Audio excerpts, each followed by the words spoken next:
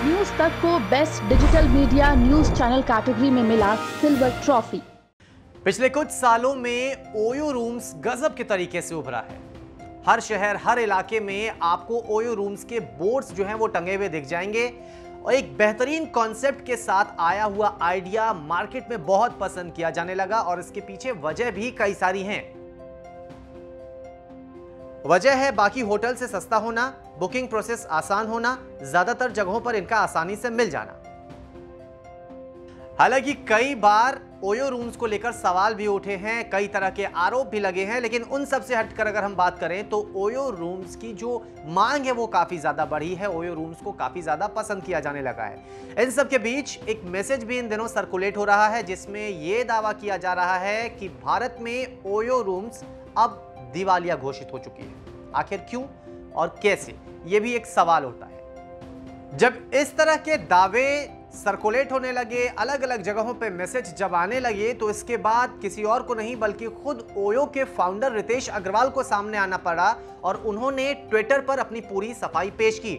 उन्होंने साफ तौर पे कहा कि आखिरकार ओयो रूम्स के दिवालिया होने के पीछे जो दावे किए जा रहे हैं वो क्या हैं और अभी हकीकत क्या है। रितेश अग्रवाल की ओर से क्या कुछ ट्वीट किया गया है, यह भी हम आपको दिखाते हैं। कुछ जगह पर पीडीएफ और टेक्स्ट मैसेज सर्कुलेट हो रहे हैं जिसमें दावा किया जा रहा है कि ओयो ने दिवालिया प्रक्रिया के लिए अर्जी दी है। इसमें कोई सच्चाई नहीं है। एक दावेदार ने ओयो की सहायक कंपनी से एनसीएलटी में याचिका के जरिए 16 लाख रुपए की मांग की है। ओयो ने दावेदार को यह रकम विरोध के साथ जमा करा दी गई है। ओयो ने इसे चुनौती भी दी है। ओयो महामारी के असर से रिकवर कर रही है और हमारी सबसे बड़ी मार्केट मुनाफे के साथ कारोबार कर रही है।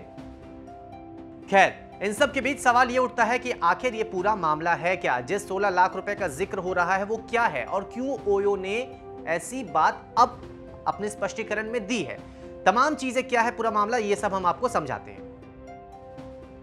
दरअसल नेशनल कंपनी लॉ ट्रिब्यूनल यानी कि एनसीएलटी की अहमदाबाद की एक बेंच ने ओयो ग्रुप की एक subsidiary Oyo Hotels and Homes Private Limited यानी कि OHHPL के खिलाफ कॉर्पोरेट इंसॉल्वेंसी प्रोसीडिंग को मंजूरी दी है। ये मंजूरी एक ऑपरेशनल क्रिएटर द्वारा 16 लाख रुपए के बकाये को लेकर Oyo Hotels and Homes Private Limited के खिलाफ फाइल की गई एप्लीकेशन पर बेस्ड है। ओयो होटल्स एंड होम्स के क्रिएटर्स को इंटरिम रेजोल्यूशन प्रोफेशनल को 15 अप्रैल से पहले अपने क्लेम सौंपने को कहा गया था।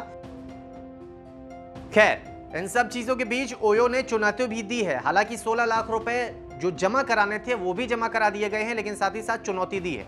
लेकिन अब बहुत सारे ऐसे भी लोग होंगे जो ये सोच रहे होंगे कि आखिर ये ओयो रूम्स है क्या।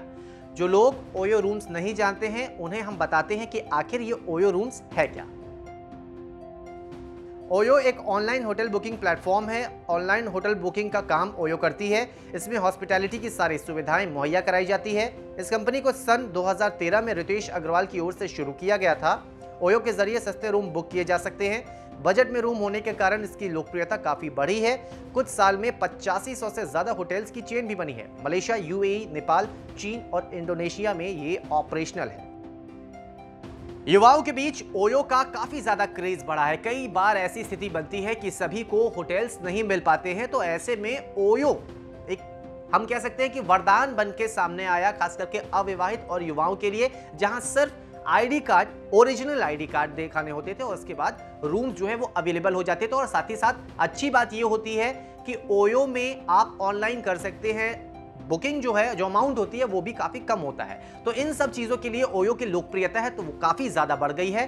अब दिवालिया होने की जो बात आई थी, इसके बाद मार्केट में ये चर्चाएं भी चल रही थी कि अब ओयो रूम्स बंद हो जाएंगे। देश भर में जहां जहां पर भी ओयो रूम्स है सब पर ताला लटक जाएगा। लेकिन अभी फिलहाल के लिए ओयो के फाउंडर की ओर से साफ तौर पर इन सारी चीजों का खंडन किया गया है और साफ तौर पर स्पष्ट किया गया है कि ओयो रूम्स दिवालिया नहीं है, ऑपरेशनल है और मुनाफे के साथ अभी भी भारतीय बाजार में कारोबार कर रही है।